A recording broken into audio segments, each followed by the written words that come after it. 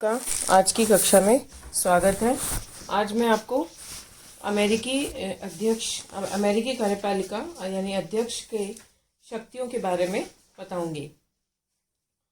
अमेरिकी संविधान में एक ऐसी कार्यपालिका का निर्माण किया गया है जो सुशासन स्थापित करने में समर्थ हो और किंतु तानाशाही जैसी स्थिति प्राप्त न कर सके।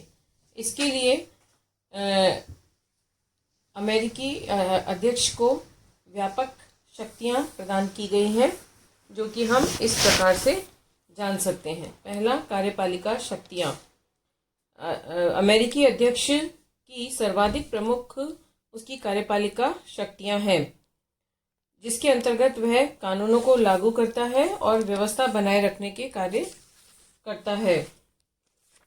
इसके साथ ही वह संयुक्त राज्य अमेरिका में व्यवस्था बनाए रखने के लिए संविधान द्वारा प्रदत्त शक्तियों का प्रयोग करता है।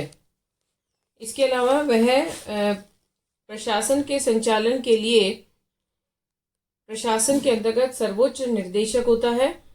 उसका प्रमुख संवैधानिक दायित्व है कि शासन के विभिन्न पदाधिकारी संविधान के उपबंधों, अन्य राज्यों से की गई संधियों और संघीय न्यायालय के निर्णयों के अनुरूप कार्य कर रहे हैं अथवा नहीं। अध्यक्ष द्वारा इस हेतु अध्यादेश अथवा अनुदेश, नियम, उपनियम या आदेश जारी किए जा सकते हैं। उसके द्वारा विभिन्न विभागों के अध्यक्षों तथा अन्य अधिकारियों को आदेश जारी किए जा सकते हैं और संबंधित अधिकारियों के लिए इन आदेशों का पालन करना अनिवार्य होता है। वह प्रत्येक विभाग के अधिकारी से किसी विषय पर प्रतिवेदन या सम्मति की मांग कर सकता है। एक और उसका कार्यपालिका अधिकार है, शक्ति है नियुक्ति और पदच्युति की शक्ति।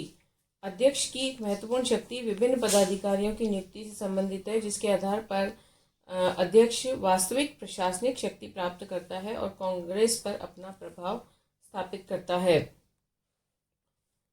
उसके द्वारा उच्च पद पर राष्ट्रीय सीनेट के परामर्श और उसके बहुमत की सहमति से नियुक्तियां की जाती हैं, और वे निम्न पद जिन पर कांग्रेस की सहमति से राष्ट्रपति स्वयं अथवा विभागीय अध्यक्ष या न्यायालय नियुक्तियां कर सकता है।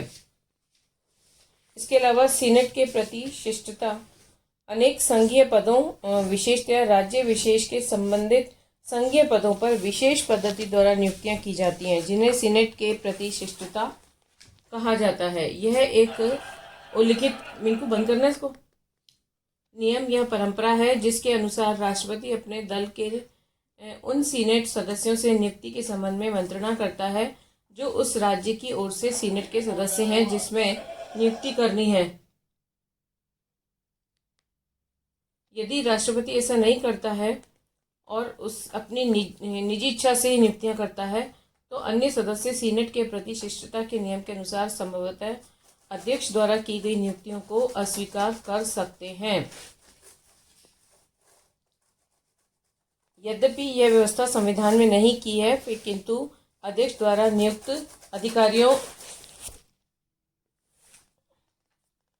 पदाधिकारियों को पदच्युत कर सकता है। इसके अलावा अन्य कार्यपालिका शक्ति है क्षमादान का अधिकार। संयुक्त राज्य अमेरिका के अध्यक्ष को अन्य देशों के अध्यक्षों की भांति अपराधियों को क्षमा प्रदान करना, उनके दंड को स्थगित करने या कम करने का अधिकार प्राप्त है। इस प्रकार राष्ट्रपति अपने क्षमादान की शक्ति के द्वारा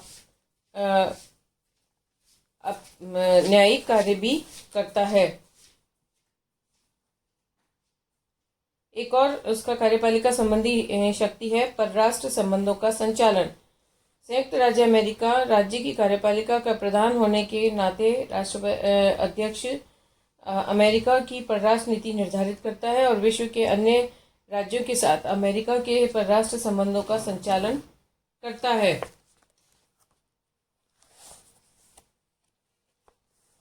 परराष्ट्र संबंधों के संचालन के क्षेत्र में अध्यक्ष राजदूतों और प्रतिनिधियों की नियुक्ति करता है, अमेरिकी विदेश नीति का प्रवक्ता होता है और विदेशी सरकार को मान्यता प्रदान करना, संधियां और प्रशासकीय समझौते संबंधी कार्य करना होता है।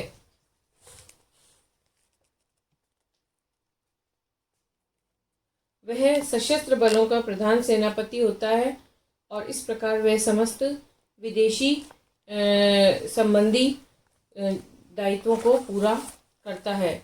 दूसरा है विधायी शक्तियाँ। शक्ति विभाजन सिद्धांत पर आधारित अधिकारात्मक शासन व्यवस्था को अपनाने के कारण अमेरिकी संविधान के द्वारा अध्यक्ष को प्रत्यक्ष रूप में विधि निर्माण की शक्ति प्रदान नहीं की गई है, किंतु संविधान निर्माता शक्ति विभाजन सिद्धांत की सीमाओं से परिचित होते हुए अध्यक्ष को विधायी क्षेत्र में भी कुछ कार्य सौंपे गए हैं। जैसे कांग्रेस को संदेश भेजना। संविधान में व्यवस्था की गई है कि समय समय पर अध्यक्ष कांग्रेस को संघ की स्थिति के बारे में जानकारी देगा और उसके विचार के लिए ऐसे सुझावों की सिफारिश करेगा जिन्हें वह आवश्यक और लाभकारी समझे।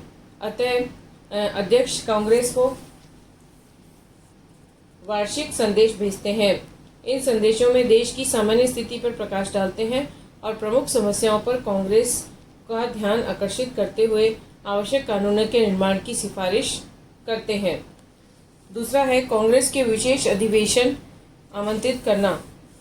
ब्रिटिश सम्राट या भारत के राष्ट्रपति के समान अमेरिकी अध्यक्ष द्वारा कांग्रेस को साधारण दिनों में आमंत्रित या स्थगित नहीं किया जा सकता, किंतु कांग्रेस के दोनों सदनों में स्थगन के प्रश्न पर मतभेद होने की स्थिति में वह उन्हें स्थगित कर सकता है। संविधान के अनुसार राष्ट्रपति अध्यक्ष को यह अधिकार प्राप्त है कि यदि कोई महत्वपूर्ण या अत्यावश्यक स्थिति उत्पन्न हो जाए तो वह कांग्रेस के चलते हुए साधारण अधिवेशन को कुछ और दिनों तक चलने का अनुरोध कर सकता है। यदि कांग्रेस अध्यक्ष के अनुरोध से सहमत न हो तो कांग्रेस को धमकी दे सकता है कि अधिवेशन की समाप्ति के शीघ्र बाद विशेष अधिवेशन आमंत्रित होगा। सामान्यतः कांग्रेस के सदस्य विशेष अधिवेशन नहीं चाहते और वे अध्यक्ष की बात को स्वीकार कर लेते हैं। एक और है बहुत महत्वपूर्ण अधिकार है निषेधाधिकार। राष्ट्रपति अध्यक्ष की विधायी शक्तियों में सर्वाधिक महत्वपूर्ण निषेधाधिकार की शक्ति है। संविधान में कहा गया है कि सीनेट और प्रतिनिधि सभा में पारित होने के पश्चात विधेयक के कानून बनने के पूर्व संयुक्त राज्य अमेरिका के अध्यक्ष के पास भेजा जाएगा। अध्यक्ष को विधेयक पर पूर्ण रूप से निषेधाधिकार नहीं बल्कि सीमित निषेधाधिकार प्राप्त है। उसके निषेधाधिकार की शक्ति के दो रूप हैं, विलंबकारी निषेधाधिकार और जेबी निषेधाधिकार। इस प्रकार उसकी व्यवस्थापन संबंधी कार्यों में कार्यपालिका आदेश निषेधाधिकार राष्ट्रपति को निषेधात्मक विधायी शक्तियां प्रदान करता है, तो अध्यक्ष के द्वारा सकारात्मक विधायी शक्ति का प्रयोग कार्यपालिका आदेश के माध्यम से किया जाता है। अध्यक्ष को शासक विषयक आदेश जारी करने का अधिकार प्राप्त है। कांग्रेस कानून बनाते समय केवल नीति का निर्देश कर देती है और उसके संबंध में विशद रूप से नियम बनाने का अधिकार कार्यपालिका विभाग को दे दिया जाता है। इस व्यवस्था से लाभ उठाकर अध्यक्ष शासक विषयक विभिन्न आदेश जारी करता है जिनका कानून के समान ही महत्व होता है। इन्हें प्रदत्त व्यवस्थापन या अध्यादेश शक्ति भी कहते हैं।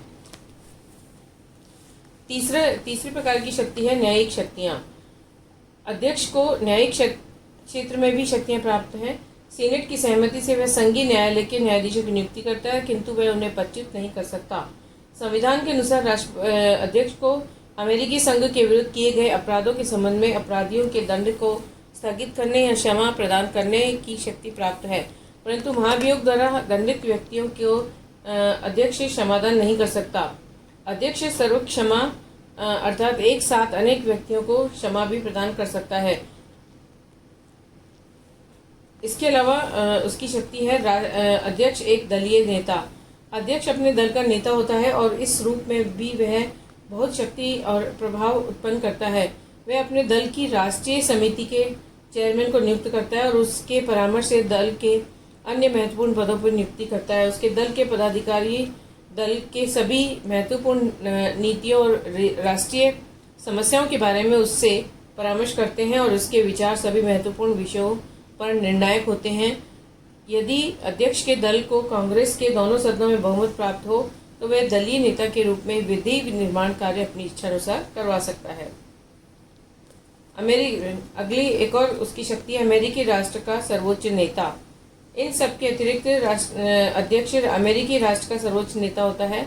अमेरिकी अध्यक्ष का चुनाव एक दलीय व्यक्ति के रूप में किया जाता है, किंतु राष्ट्रीय कार्यपालिका के सर्वोच्च प्रधान के रूप में उसे जो स्थिति प्राप्त होती है, इसके कारण वह दलीय नेता से ऊपर उठकर राष्ट्र का प्रतीक बन जाता है। अमेरिकी संविधान निर्माता नियंत्रण संतुलन के सिद्धांत में विश्वास रखते थे और इसके द्वारा संगठित या एक सूत्रीय नेतृत्व के स्थान पर बिखरे हुए या कुछ सीमा तक विभाजित नेतृत्व की व्यवस्था की गई थी।